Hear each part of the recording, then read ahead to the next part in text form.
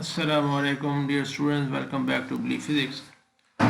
Today we are going to start chapter number 21 from the Fundamentals of Physics by Halliday, Resnick, Walker, 10th edition, and it is about the electric field. So first of all, we should know the definition of electric field. Electric field is a region around an electric charge where any other charge experiences a force when brought into that region. So, like in the Coulomb's law, we have two charges. Let's suppose any two charges Q1 and Q2. Then, if they are brought in contact or near to each other, they experience a force. What about if we remove one charge? This charge is removed, let's suppose. Then what this the region around the this charge. So let's suppose this is the region around this charge, this region. Let's suppose. Then if you charge bring any other charge, test charge in that region, it will experience a force of attraction or repulsion due to this charge. Okay. Now let's suppose this is a positive charge. This is positive charge. Then if we bring a positive charge Q naught here, a test charge is always positive, Q naught here, then what will happen? This charge will repel this charge to the away from. So from here it will move here like this. So if put it Q naught here, it will move away here and so on.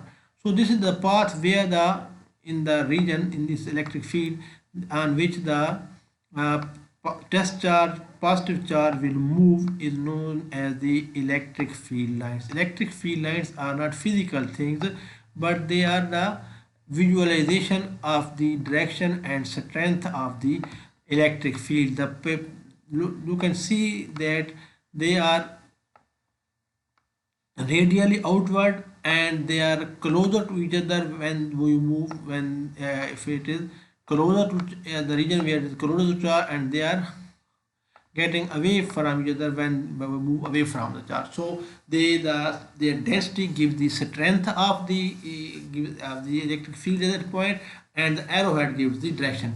So if the original charge is negative, then the electric field lines will be, if we put a positive charge here, what will happen to this positive charge? This will attract, this will move here. So for negative lines are directed inwards, and for positive charge they are directed outwards. So the electric field direction, we can say that for positive charge the electric field is inward and outward, and for negative charge it is inward. Okay. Now what is the, how can you mathematically define an electric field? So mathematically, electric field is defined as, mathematically electric field, let's suppose we have a charge Q and we bring a charge Q naught at that point, then some force according to Coulomb's law, the force F will be acted upon the charge Q naught. So the electric field is defined as the force per unit charge. So the Q naught charge, the force is F. Okay, in vector form it is like this F. And if a unit positive charge, then the force will be F over Q naught. And this is defined mathematical definition of the electric field. So mathematical definition of electric field is E is equal to F over Q naught. E is equal to F over Q naught. Okay, where E is the electric field and F is the force and Q naught is the charge. And the direction of electric field is same as that the direction of force. Okay. Also, one should remember that electric field is not, test charge is not mandatory or necessary for electric charge. Electric field exists whenever there is charge. You can put a test charge, check it whether electric field exists or not, but electric field existence does not need any positive test charge. Okay, so now if we have to find the strength of electric field at any point distance r from the charge q, then how we will, you can use the Coulomb law, because there are two charges. One charge is the original charge, for which we have to find the electric field at point P, which this point P is distance r from the this charge q, and we place a charge q naught here. Okay, then according to Coulomb law, the force between them, the magnitude of force between them will be what? Will be equal to 1 over 4 pi epsilon naught, 1 over 4 pi epsilon naught into q over q into q naught. We have to go the magnitude, so no need for sign, over r. So clear, this is the magnitude of the force. So if we want to find the magnitude of the electric field at that point P, then the electric field will be equal to, magnitude will be equal to, E is equal to, according to this formula, just we defined it, the formula is F over Q naught. So that will be equal to, F is 1 over 4 pi epsilon naught into Q into Q naught over R square. This is the magnitude of force. So magnitude of the unit force experienced by the unit charge is will be equal to F over Q naught.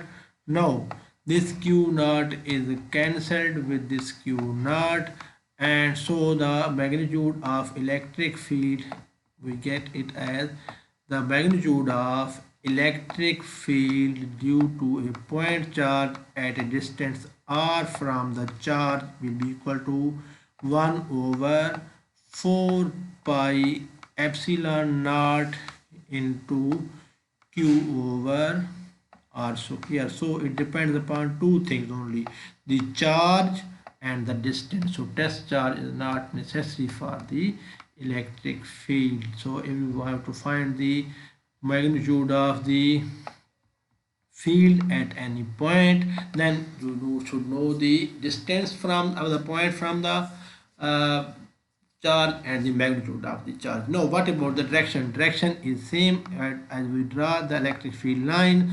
So if it will be along the radially outward if we have the positive charge, and if it will be radially inward if we have negative charge. So you put a unit vector r here for the charge. Okay, for negative charge we put negative here, for positive charge we put positive here. Negative mean it will be inward and positive mean it is outward, because it is along the outward drawn this radius unit vector is along the outward drawn radial. So if we have more than one charges, let's suppose we have q1, q2, q3, q2, q3, q4, and so on up to qn charges here, and we want to find the electric field due to all these charges at this point P. Then we find electric field due to q1, electric field due to q2, and electric field due to q3, and so on. So electric field due to q1 will be equal to E1 in vector form, and for the electric field due to q2 will be equal to E2. Similarly, for the electric field for q3 will be equal to E3, and the electric field for, and so on, for the electric field due to nth charge will be En. So if we want to find the net electric field due to all these charges, we will have to find the vector sum of these charges. Then in this case the electric field due to all these charges will be equal to E is equal to E1, the vector sum of all these electric fields. So it will be E1 plus E2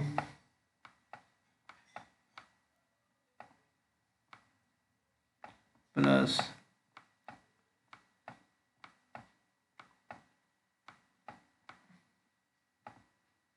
E3 plus so on up to En. So the vector sum of they will superimposition and the all vector will be added. So the net field will be the sum of all these fields, and we can write in the using the formula for the electric field due to point charge, that is 1 over 4 pi epsilon naught. This is q for q1 it will be equal to q1 over r1 square. For q2 it will be q2 over r. So this is common, and we can write the summation of the all of this from n. It goes from 1 to n. You can put small n here,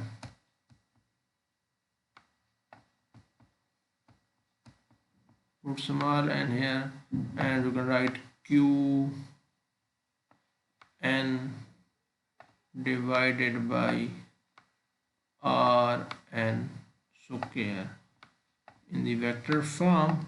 So we write the here r n unit vector here for every vector. Okay, so this is the electric field at any point P due to n number of the point charges. So this completes our introduction to electric field. I will give you an assignment. You have to draw the electric field due to an infinite sheet of charges, or the electric field due to two opposite charges and two like charges. Okay, draw it and send it in my in my comment section. If you get it right, I will give you some encouragement. Okay, if you are new to my channel, stay tuned to Believe Physics and press the bell icon so that you will get all the notification of my coming videos. Stay tuned. See you next video very soon. Until then, Allah Hafiz. Take care.